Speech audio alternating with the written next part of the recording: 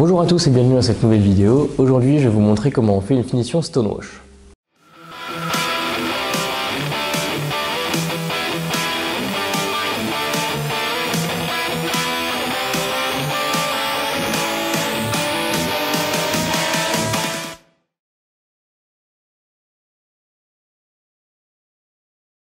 Dans la vidéo d'aujourd'hui, je vous montre comment on fait une finition stonewash, donc c'est un type de finition particulière qu'on fait sur certains couteaux.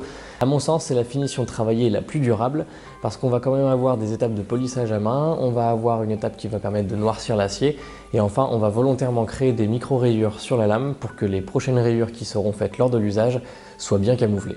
Donc en fait c'est quelque chose qui est durable, qui va bien résister dans le temps parce que ça ne va pas vraiment évoluer et qui se refait assez facilement si on a la possibilité de démonter les plaquettes du couteau. Une fois que notre couteau sort des traitements thermiques, on va pouvoir le décaper au backstand et ensuite c'est du polissage à main. Pour ma part, je pars du grain 240 et je m'arrête au grain 400. Pour ce type de finition, c'est amplement suffisant.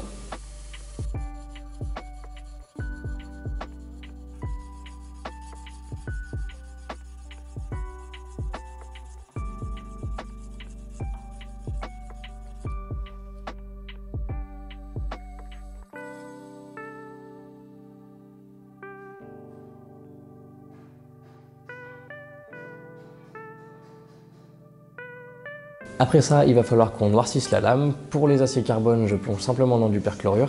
Si jamais c'est un acier inox, je fais d'abord un bain dans de l'acide chlorhydrique et ensuite dans du perchlorure. Une fois que ça c'est fait, on neutralise l'acide avec un petit bain dans de l'eau savonneuse et du bicarbonate. De cette façon, on est sûr que ça ne rouillera pas à cause des résidus d'acide. On n'a plus qu'à trouver un récipient pour pouvoir contenir le couteau. Ici, c'est tout simplement une bouteille que j'ai coupée en deux. Et dans ce récipient, on va mettre le couteau. Moi, je mets un tout petit peu de sable et je mets également quelques graviers, ceux qui ont les bords les plus acérés possibles. Mais en soi, ça n'a pas trop d'importance. Vous trouverez plein de petites constructions de machines pour pouvoir faire ça automatiquement. Les machines vont tourner elles-mêmes. Pour ma part, je trouve que c'est quelque chose qui est quand même pas très compliqué à faire à la main. Donc je m'embête pas trop, je secoue ça pendant quelques minutes et je regarde à peu près l'aspect que la lame a. Lorsque je suis content des rayures que j'ai, de l'aspect et de l'homogénéité du truc, j'arrête tout simplement et ensuite il ne reste plus qu'à rincer la lame et ensuite la finition est terminée. Voilà. C'est vraiment pas compliqué à faire, ça se fait très simplement et même quand on n'a pas du tout de matériel. Et c'est quelque chose qui sera très durable et qui va rester longtemps sur le couteau.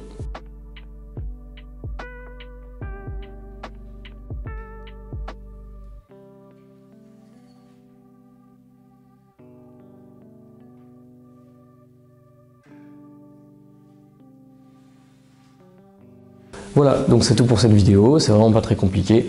J'ai plein d'autres vidéos sur les finitions que vous pouvez regarder si vous êtes intéressé. En attendant, moi je vous dis à la prochaine dans une future vidéo et d'ici là portez-vous bien. Salut!